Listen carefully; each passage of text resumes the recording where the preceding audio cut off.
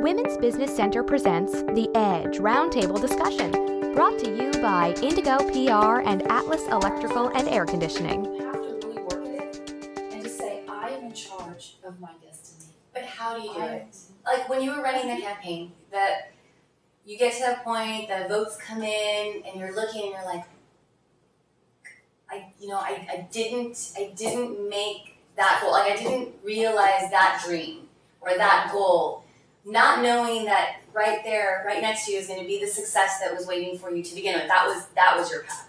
Well, but at that moment, how do you do it? At that moment, I went in understanding that it's always a 50-50 chance. Mm-hmm. You can either win or you can lose. And there are many factors that go into that. Sometimes there are factors that you don't even see, that you have no control over. But you understand that if you don't stand up for what you believe, if you don't at least get up out of that chair and make something happen and do your best, then I think that's really where the failure is. The failure is not that you failed. Mm-hmm. The failure is if you didn't even try to follow your dreams. And so I was very satisfied. Oh, sure, it's disappointing. We're all human. But the reality was that I always knew that, of course, that is part of that process. And you take a chance, just like with business. You may succeed, and you could possibly fail. There are many businesses that have started that have failed for different, whatever reasons. So that is definitely a possibility. But my point is that you have to try. You have to get up. And when you've been knocked down, you get yourself back up, you dust your pants, and you keep on keeping on. Because life as it is just short. And you don't squander your time. You try to make the best of every moment. And how can you make a difference, not only in the life of your life, your family's life, but the lives of others? And that has been my driving force, which is why the business that I finally came to create was, I want to still be able to help people. I want to help families. I want to help communities help themselves. So how can I take the knowledge and the experiences that I have and put it to work? And that's what I'm doing. I can't do, am I a success? I'm a success because I'm still here. And every day I continue to push myself towards bigger and greater goals. And you just don't ever give up, because that is when you fail, is when you give up. Denise, can I ask you a question?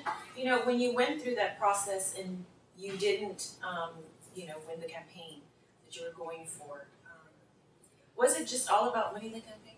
What could you get from that, just going through the process of it? I mean, that is an extreme amount of courage for you to actually get out of your comfort zone, get in front of people constantly. Being scrutinized Yes. every step of the way. And then not to win. And how would you encourage other women who, it's not so much about winning the campaign? I think because I believed in myself. I knew what I stood for, and I knew what I was about, and I knew what I could bring to the table. So I was very solid in that.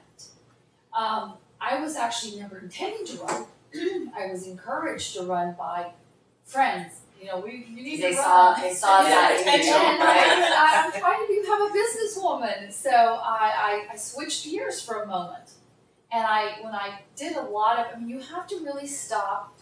Anytime you go through a change and you go through a juncture, you almost have to stop for a minute, breathe, and you have to reflect.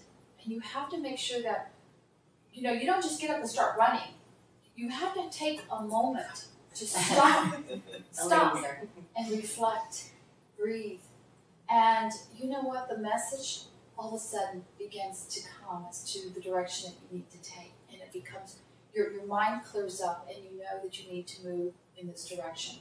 It's when you just try to jump, that you may jump off the cliff. So you have to stop. So after I retired, I actually knew I wanted to go into business. And of course, then I was encouraged. And I really had to think about it. It took me some time to do that because I did not want to go in that direction. But after reflecting, I thought, you're right, I can bring some good. And seeing the way Washington was going and what I felt, I just felt that pretty much the system is all about buying the system. I felt that I Look at where you are today. I could make a difference. I could make a difference. We needed you. And to say no, I want to do it just the right, go and do a campaign the grassroots way, Mhm. see if it could work, that we don't have to raise $1 million to run. Well, I found that's not really quite accurate. I found, it still is that way. But the point is that there were people that really did believe that I could go and serve them, and I was very honored by that. So winning or losing was, to me was not the bigger point. The bigger point was getting up and standing up for what you believed. And I truly believe that our people here needed a voice. And, that was the reason that I ran. But that's okay.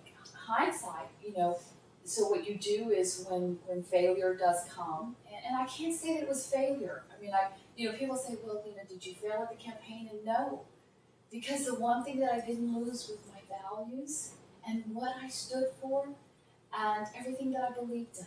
And I'm sure that whatever challenges hit you right now, it's like, that's nothing. That's nothing compared to what you must have gone through in those 8 months. Absolutely. Now, I will tell you, because we're all women, Mm-hmm. and this is the business view. That's what we're called now. What I have found is that there is a double standard for women. And I think this is something that even in business, we have to understand that we cannot go and sit at the bar and be in the man's club and drink and cut our deals. It is not that way for women. Because if you are, particularly if you're in the public arena, you would be given a label. It is not the same standard for men. It is just a reality. If you are seen only just with women, then you get another label. If you say, you know what, I'm just going to stay a little more neutral and, she must be a loner. Something must be wrong. So we're constantly being given labels. Mhm. How you dressed, how you wore your hair that day, what jewelry you were wearing. Men candidates and men business, men in the business world do not face the same scrutiny as women. It's really interesting that you say that because some people, It's not just politics. when they get It's labeled, it's business. when you business. get labeled in your business or as a person, your personality, some women take that so much to heart Yep. that they don't get out of that label. Just because somebody thinks, or there's a group that thinks you're this way You and kinda you're own it. not, Right. it does not mean that you have to stay there. One of the things, Chuck, I'd like for you to tell us